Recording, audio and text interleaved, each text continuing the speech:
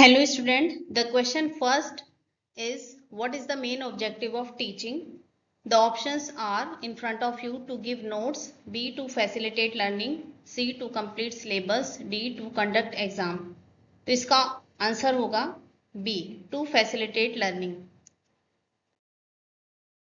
Question number 2, memory level teaching is mainly based on A understanding, B rote learning, C thinking या D application. The answer is B.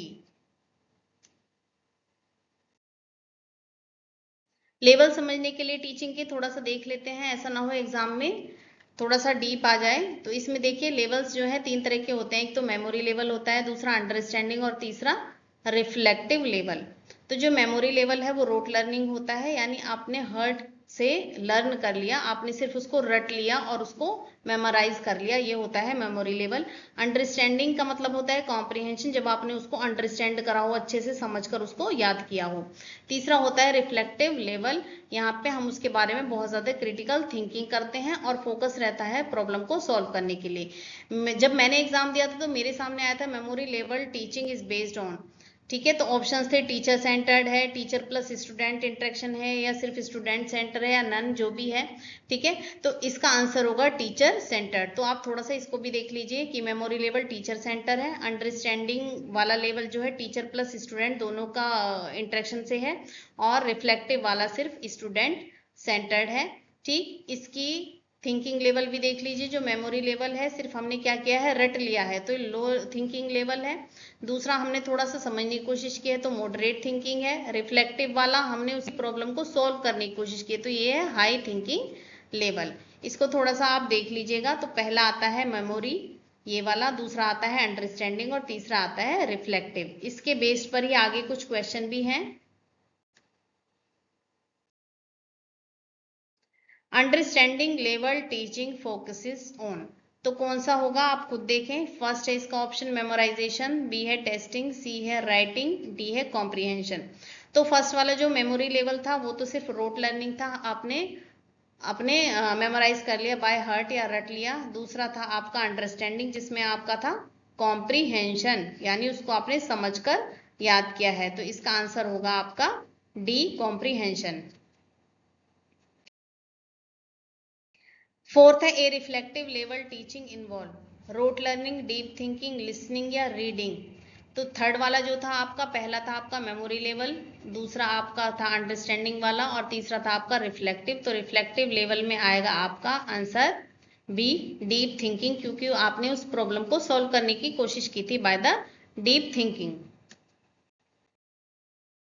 Fifth है आपका micro teaching is use for student testing, teacher testing, research या discipline.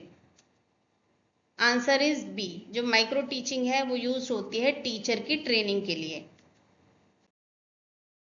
6 है learner center teaching focus on, teacher, student, content या फिर exam.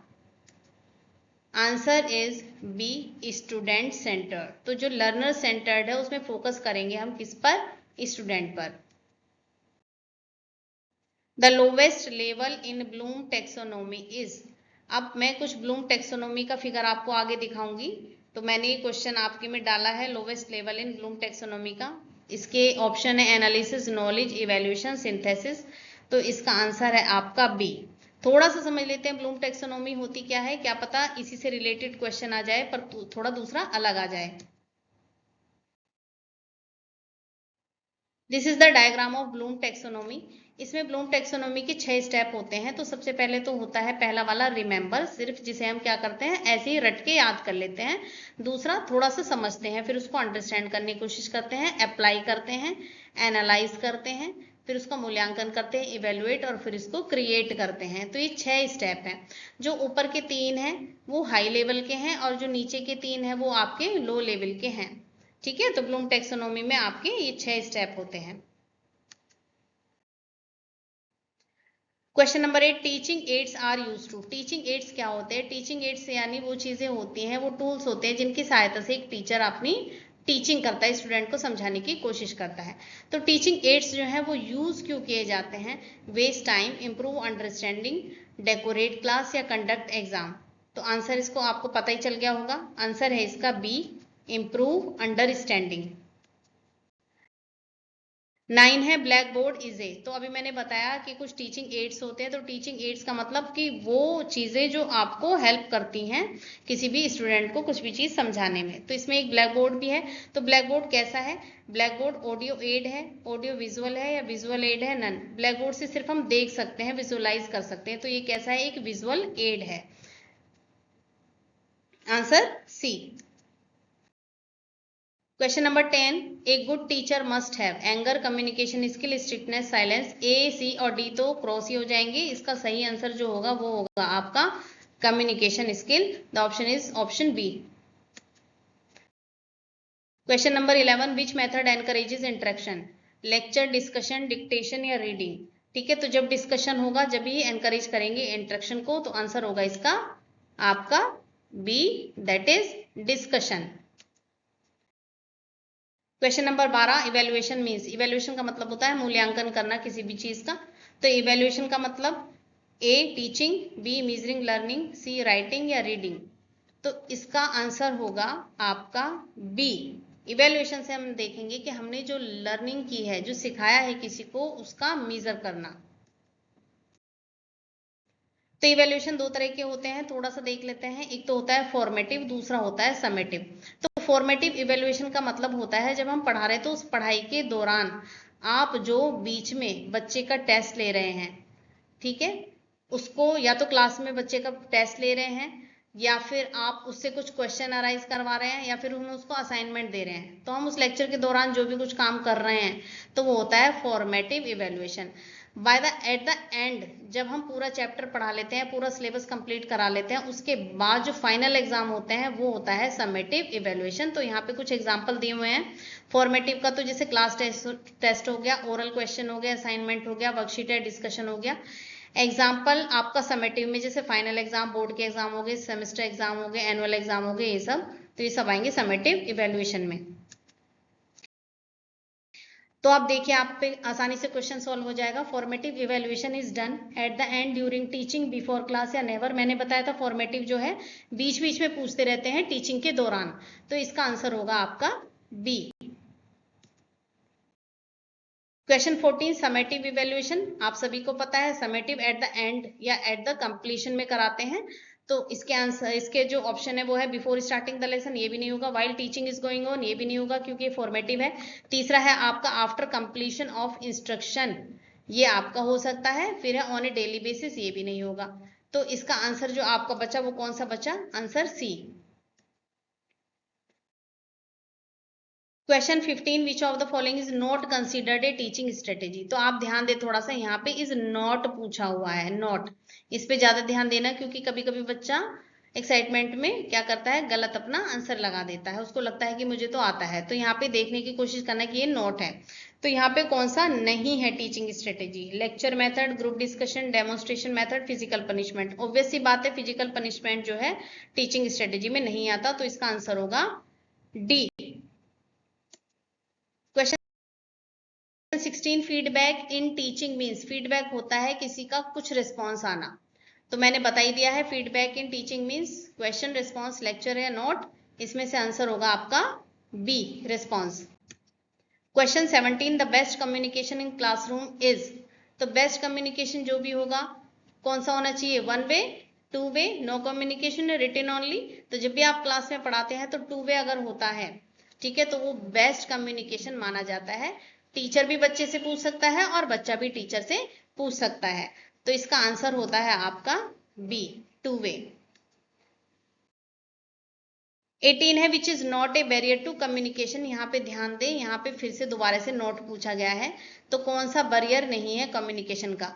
Noise भी है, शोर होगा तो कम्युनिकेशन अच्छे से नहीं हो पाएगा। लैंग्वेज, अगर लैंग्वेज किसी की दूसरी होगी, मान लिया हम हिंदी जानते हैं और सामने वाला जापानीज हो, तो ये एक बैरियर हो सकता है। क्लैरिटी, क्लैरिटी आपका हो सकता है नहीं। एक है डिस्टेंस, दूरी से हमारा कनेक्शन कट हो सकता है, तो वो भी कम्युनिकेशन में बैरियर कर सकता है। लेकिन आपका जो क्लैरिटी है, अगर वो क्लियर है चीजें, तो आपका बैरियर नहीं होगा। आंसर है इसका C. Motivation helps in, motivation किस में हेल्प करेगी? Decreasing learning, increasing learning, no effect या कंफ्यूजन? Answer is B. तो अगर हम बच्चे को पढ़ा रहे हैं और वो उससे हम कुछ पूछ रहे हैं और वो सही आंसर दे रहा है और हम उसको वेरी गुड बोल के अप्रिशिएट कर रहे हैं तो हम उसको मोटिवेट कर रहे हैं, तो ये हेल्प करेगा किसमें? Increasing learning. इससे बच्चा और अच्छे से सीखने की कोशिश करेगा। Question number 20 which is a learner characteristic. Learner की कैरेक्टरिस्टिक कौन सी है? जो सीख रहा है यानी स्टूडेंट की कैरेक्टरिस्टिक क्या होनी चाहिए? Ability, interest, age, all of these, सभी होनी चाहिए। आंसर होगा इसका D. Question number 21 the first step in teaching is. सबसे पहले स्टेप जब आप किसी को पढ़ाते हो तो क्या होना चाहिए? इवेल्युएशन, प्लानिंग, टेस्टिंग या पनिशमेंट? पनिशमेंट तो बिल्कुल खत्म ही हो जाएगा। इवेल्युएशन, प्लानिंग और टेस्टिंग में से बचेगा आपका प्लानिंग। तो सबसे पहले आप जो भी आपने यूनिट फर्स्ट स्टार्ट की है अगर, ठीक है, तो आप सबसे पहले उसे प्लान करके चलेंगे कि आपको पहले दिन क्या पढ़ाना है, दूसरे दिन क्या पढ़ाना है। अच्छे से प्लान करके चलेंगे तभी आप उसको इफेक्टिव टीचिंग बना पाएंगे। आंसर होगा इसका B. 22 a lesson plan is prepared for. तो लेसन प्लान किसके लिए बनाया जाता है? स्टूडेंट के लिए, टीचर के लिए, पेरेंट्स के लिए या प्रिंसिपल के लिए? सी तो बिल्कुल ही नहीं होगा पेरेंट्स, ठीक है, पेरेंट्स तो क्रॉस ही हो जाएगा।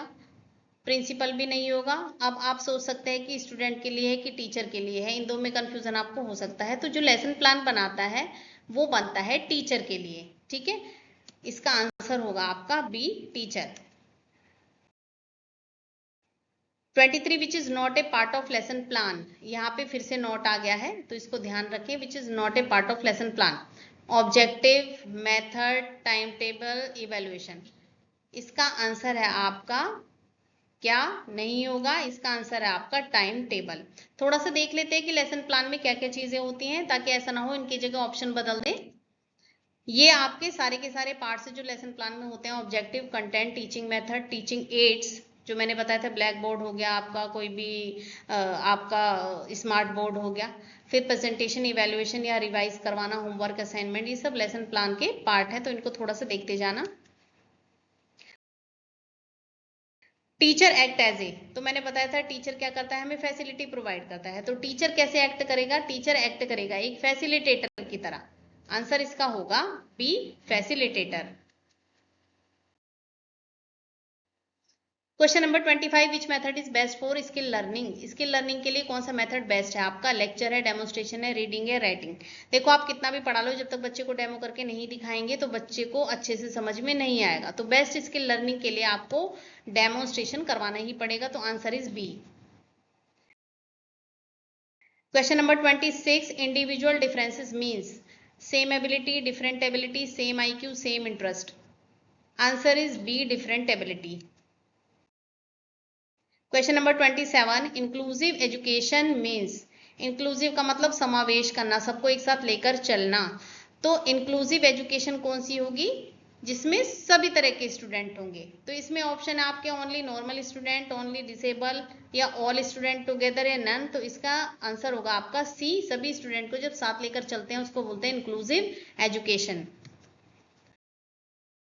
28 विच is not A learning domain. कौन सा एक लर्निंग डोमेन नहीं है? Cognitive, affective, psychomotor, financial? इसका आंसर है आपका डी। अब कैसे जाने कि कौन सा लर्निंग डोमेन नहीं है? थोड़ा सा देख लेते हैं एक बार दूसरी स्लाइड में। डोमेन ऑफ लर्निंग में 3 होते हैं। पहला होता है आपका कोग्निटिव जिसमें थिंकिंग और नॉलेज की बात करते हैं। दूसरा होता है आपका अफेक्टिव जिसमें फीलिंग्स एंड इमोशंस की बात होती है। तीसरा होता है आपका साइकोमोटर जिसमें फिजिकल स्किल्स जैसे ड्राइंग या टाइपिंग की बात होती है। तो डोमेन ये जरूर क्वेश्चन पूछा जाता है, मेरे टाइम पे क्वेश्चन पूछा गया था। तो 3 डोमेन ऑफ लर्निंग में पहला होता है कोग्निटिव जो सबसे ज्यादा पूछा जाता है। तो कोग्निटिव में हो गया आपका थिंकिंग एंड नॉलेज, दूसरा हो गया अफेक्टिव जिसमें फीलिंग्स आएंगी, तीसरा हो गया साइकोमोटर जिसमें कोई ना कोई सी फिजिकल स्किल्स आएगी। अब क्वेश्चन है आपका cognitive domain is related to. आप आराम से बता सकते हैं कोग्निटिव डोमेन फर्स्ट वाला है, इस ये रिलेटेड किससे है? नॉलेज से। तो इसमें ऑप्शन है आपके emotion, knowledge, skill, behaviour. Answer is B. 30 है आपका affective domain is related to. Affective domain कौन सा था? सेकंड नंबर का था। तो इसमें आपका अफेक्टिव जो है फीलिंग्स या बिहेवियर की बात कर रहे थे, इमोशंस की बात कर रहे थे। तो इसमें आएगा आपका ऑप्शन बी। आपका 31 psychomotor domain deals with, psychomotor आपका लास्ट वाला था, तो साइकोमोटर्स में आपकी स्किल्स चाहिए, राइटिंग स्किल हो गई, लेकिन स्किल भी फिजिकल चाहिए, राइटिंग स्किल हो गई आपकी, टाइपिंग स्किल हो गई आपकी, ड्राइंग करना हो गया आपका, तो ये साइकोमोटर डोमेन में है, इसका आंसर होगा आपका A skill. Question number 32, best teaching strategy. तो बेस्ट टीचिंग स्ट्रेटेजी क्या होनी चाहिए? टीचर सेंटर्ड होनी चाहिए, student centred, book centred, exam centred? The answer is B. तो बेस्ट टीचिंग स्ट्रेटेजी, हमारा पूरा का पूरा फोकस किस पे होना चाहिए? स्टूडेंट पर होना चाहिए, कि जो हम टीचिंग कर रहे हैं, जो हम पढ़ा रहे हैं, स्टूडेंट को समझ में आ रहा है या नहीं आ रहा है। 33, reinforcement in teaching learning refers to. Reinforcement की अगर बात करें तो री इन्फोर्समेंट मतलब होता है कि किसी के बिहेवियर को स्ट्रेंथ प्रोवाइड कराना। तो इसमें ऑप्शन है गिविंग पनिशमेंट टू स्टूडेंट, ये तो बिल्कुल ही नहीं होगा, strengthening a desired behaviour, ignoring student response, ये भी नहीं होगा, कंडक्टिंग टेस्ट, ये भी नहीं होगा, आंसर इज बी। री इन्फोर्समेंट का मतलब किसी के बिहेवियर को स्ट्रेंथ प्रोवाइड कराना। 34, पॉजिटिव री इन्फोर्समेंट इन्वॉल्व, इसमें भी आंसर आएगा इसका providing rewards for correct behaviour, answer is B. 35, classroom management means, classroom के मैनेजमेंट का मतलब क्या है? Teaching only, managing class effectively, punishing student या attendance? Answer is B, managing class effectively. Question number 36, which of the following is not a teaching skill. कौन सी teaching skill नहीं है? नोट आ रहा है यहाँ पे। तो क्वेश्चनिंग टेक्निक, ठीक है, कर सकते हैं, explanation skill, blackboard writing skill, lack of attention. तो lack of attention is not a teaching skill, the answer is D. 37 question, good question should be, एक अच्छे क्वेश्चन में क्या होना चाहिए? कंफ्यूजिंग, क्लियर, लॉन्ग या डिफिकल्ट? तो good question clear होना चाहिए, तभी बच्चा उसका सही से आंसर कर पाएगा, the answer is B, clear. Question number 38, higher order thinking skill is, देखिए आप ब्लूम टेक्सोनोमी का ही आ गया है यहाँ पे, higher order thinking skill is remembering, understanding, analysis, writing, ठीक है, तो इसका आंसर होगा आपका सी, एनालिसिस। एक बार देख लेते हैं ब्लूम टेक्सोनोमी, जो रिमेम्बर, अंडरस्टैंडिंग, अप्लाई, ठीक है, जो थे ये वाले, अप्लाई, अंडरस्टैंड और रिमेम्बर, इसको हमेशा नीचे से पढ़ते हैं, जो पायदान है इसका, ये सीढ़ी, पहला, दूसरा, ये होता है आपका तीसरा, ये होता है आपका चौथा, ये पांचवा और ये छठा।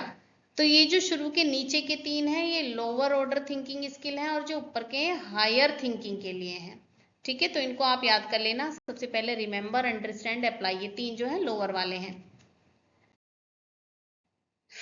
विच is not a classroom problem, noise, indiscipline, learning, lack of interest? तो यहाँ पे भी क्या आ रहा है बच्चों? यहाँ पे आ रहा है which is not a classroom problem, इसका आंसर होगा सी। नॉइस भी प्रॉब्लम है, इनडिसिप्लिन भी प्रॉब्लम है, लैक ऑफ इंटरेस्ट भी प्रॉब्लम है, जो प्रॉब्लम नहीं होगा वो होगा learning. Question number 14, a teacher should be biased, neutral, angry, strict, always. Biased होता है भेदभाव करने वाला, एंग्री जो गुस्सा रहता है, स्ट्रिक्ट जो बहुत स्ट्रिक्ट रहता है, ठीक है, तो यहाँ पे टीचर को कैसा होना चाहिए? न्यूट्रल रहना चाहिए, किसी भी कंडीशन में उसको गुस्सा नहीं करना चाहिए, उसे किसी बच्चे के साथ भेदभाव नहीं करना चाहिए, तो answer is B, neutral. Question number 41, which is not a teaching aid. Teaching aid कौन से टूल होते हैं? टीचिंग एड वो टूल होते हैं जिनकी सहायता से हम बच्चों को पढ़ाते हैं, जैसे ब्लैक बोर्ड हो गया आपका, कोई भी स्क्रीन हो गई आपकी, स्मार्ट बोर्ड हो गया। तो यहाँ पे देखिए विच is not a teaching aid कौन सा नहीं है? प्रोजेक्टर हो सकता है, चार्ट भी हो सकता है, ब्लैक बोर्ड भी हो सकते हैं, लेकिन अटेंडेंस रजिस्टर का यहाँ पे बच्चे की पढ़ाई से कोई लेना देना नहीं है, तो आंसर होगा इसका डी, टीचिंग एड में डी नहीं आएगा। आईसीटी हेल्प इन, तो स्टूडेंट जब मैंने नेट का एग्जाम क्वालिफाई किया था तो उस टाइम पे आया था what is the full form of ICT, that is information and communication technology. तो ऐसा ना हो दोबारा से एक बार रिवाइज कर दें तुम्हारी में भी, आईसीटी की फुल फॉर्म क्या है, तो इसको याद कर लेना, आई से इंफॉर्मेशन एंड कम्युनिकेशन टेक्नोलॉजी। तो ये किस में हेल्प करता है? कंफ्यूजन में, बेटर लर्निंग में, टाइम वेस्ट में या नो यूज? तो ऑब्वियस सी बात है बेटर लर्निंग में ही आईसीटी हेल्प करेगा। 43, e learning means, e learning जहां पे ई वर्ड जुड़ जाता है वहां मतलब होता है ऑनलाइन से, ठीक है, जैसे आपका ई शॉपिंग हो गया, ई मार्ट हो गया, ये सब क्या है, ऑनलाइन शॉपिंग के हैं। तो इसी तरह से ई लर्निंग क्या हो गया, ऑनलाइन लर्निंग। तो इसका आंसर हो जाएगा आपका B, online learning.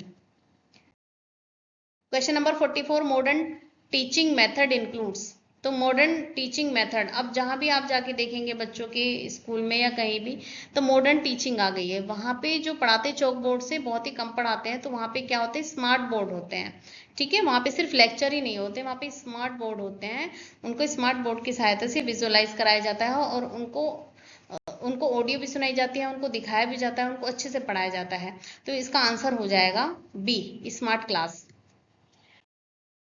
Question number 45, which is not a role of teacher. Teacher का रोल क्या नहीं है, देखिए टीचर का रोल नहीं है, एक गाइड की तरह हो सकता है टीचर, अच्छी बात है। यहाँ पे पूछ रखा है नॉट, टीचर अच्छा गाइड हो सकता है, अच्छी बात है। फैसिलिटेटर, क्योंकि टीचर को मैंने क्या बताया, फैसिलिटेटर जो फैसिलिटी प्रोवाइड कराता है, फैसिलिटेटर वर्ड बना है फैसिलिटी से, जो फैसिलिटी प्रोवाइड करेगा। फ्रेंड भी हो सकता है, एक टीचर फ्रेंडली बिहेव कर सकता है। अगर नहीं कर सकता है तो क्या, डिक्टेटर। डिक्टेटर का मतलब होता है तानाशाह, जैसे हिटलर था। तो which is not a role of teacher, it is dictator. The answer is D. Question 46, learning is temporary change, permanent change in behavior, no change या random। सबको पता है लर्निंग एक ऐसी प्रोसेस है जिससे किसी भी व्यक्ति के बिहेवियर में परमानेंट चेंज आ जाता है। तो the answer is B. 47, which affect learning. Learning को कौन अफेक्ट कर सकता है, motivation, environment, ability, all of this, सभी उसको अफेक्ट कर सकती हैं। Question number 48, teaching should be boring, interesting, difficult या लॉन्ग। आंसर बताएं आप खुद। इसका आंसर है आपका बी, टीचिंग जो होनी चाहिए इंटरेस्टिंग होनी चाहिए। Question number 49, best classroom environment is fearful, friendly, silent, strict. इसका आंसर है फ्रेंडली।